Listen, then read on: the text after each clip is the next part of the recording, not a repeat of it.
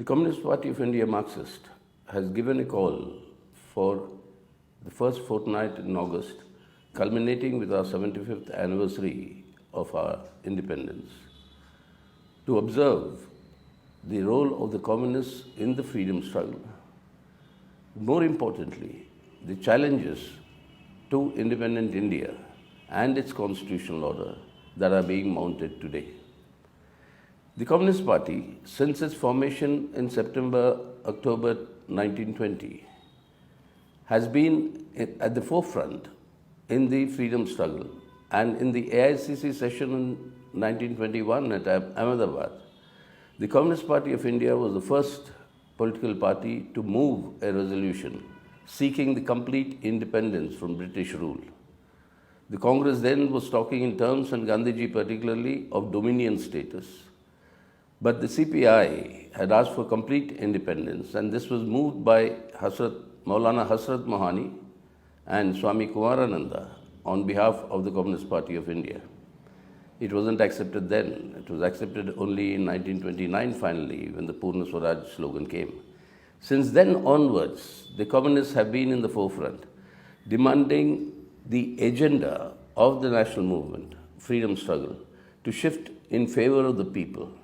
What is required, and we still maintain that, is not merely political independence from the British, but it is the economic independence also for every Indian, which means that increasingly we will have to move towards a socialist order. This struggle continued all through. The huge sacrifices that were made by the communists. Today, if you go to the Andamans, Kalapani, to the cellular jail, more than 80% of the inmates there, you'll find them eventually being associated with the communist movement in our country. Such has been the glorious role of the communists during the freedom movement. And they've contributed through the big land struggles before independence to bring the question of land reforms onto the central agenda. The communists mobilized the oppressed sections of rural India, while the ruling classes were seeking to mobilize the oppressing sections to be their allies in an independent India. The trade union movements, the movements of various sections galvanized the Indian freedom struggle, and that is why all the 9 Navaratnas who formed the CPIM and were members of the first Politburo were all arrested by the British and spent time in jail in our struggle for independence. But then what we see today, 75 years later, is that those values for which an independent India was fought for, was built on the basis of foundations of the Constitution of India, all of them are being very perilously threatened today. It is this independence of India that is in peril today. We all have to rise together to defend it with all our might. Every single foundational pillar of our Constitution is under assault. It is economic sovereignty, whether it is social justice, whether it is federalism and center-state relations, or whether it is on the question of our moving towards an egalitarian order.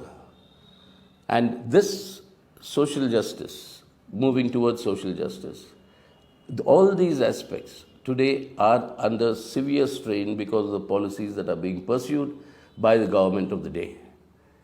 And along with this, every single institution under the Constitution, every single independent institution, beginning from the Parliament, you're seeing how members of Parliament are suspended by the women fancy of the government. You're seeing how the judiciary is still not listening to cases challenging the validity of many of the laws, like the Citizenship Amendment Act, or the abrogation of Article 370, or on the question of electoral bonds. All of them are lying pending for years now. And you've seen the manner in which the Election Commission is increasingly working in favor of the ruling dispensation. And of course, the ED and the CBI have become the handmaidens or the political fronts of the ruling party in power. This is mounting a severe assault on the democratic rights and civil liberties of our people. Any dissent against this government is treated as anti-national. The number of UAPA cases, the number of sedition cases have all grown in an exponential manner, when the conviction rate remains a mere 2%. So these sort of attacks on civil liberties and democratic rights are actually destroying the foundations of our civil society. And with the control over the media and the social media, the campaigns of hate and violence, of deepening communal polarization, with bulldozer politics, with identifying and trying to seek and isolating a particular religious community, with growing Islamophobia in the country, this is actually destroying the very social fabric which built India, which brought India its freedom, and all this is under danger today. This has to be defended. This has to be safeguarded. We have to save India today in order to change India for the better, for all our people. All our people, whether they belong to different religions, different castes, different regions, different languages, all of us together form what we call India. And it is this India that has to be saved, this India that has to be consolidated, and this India that has to move towards a brighter future. The choice today is to take India back in this 75th year of independence into the morass and darkness of our past, or into the brightness of our future. We owe it to our generation, this generation, to take it to the brightness of the future, and that is what the CPIM is committed for.